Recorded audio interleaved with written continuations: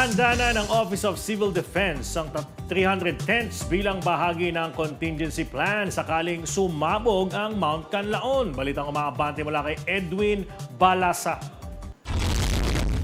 Bilang paghahanda sa mga mawawalan ng tahanan sakaling maganap ang malakas na pagputok ng Bulkang Canlaon, itinayo ang 300 family tent sa Himamaylan Tent City sa Negros Occidental sa tulong ng Office of Civil Defense.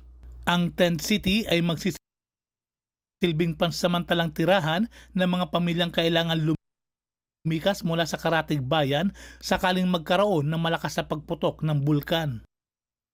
Ayon kay OCD Administrator Undersecretary Ariel Nepomuceno, ang pagtatayo ng Tent City ay alinsunod sa direktiba ni Pangulong Ferdinand Marcos Jr.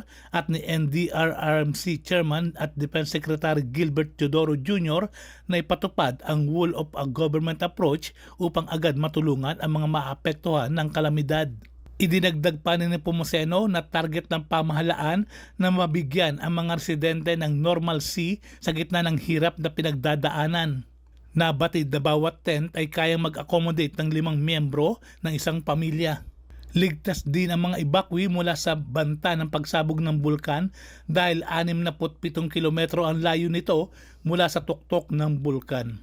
Ako si Edwin Balasa ng Abante Radio. Ito ang balitang mabilis, mabangis, walang mintis.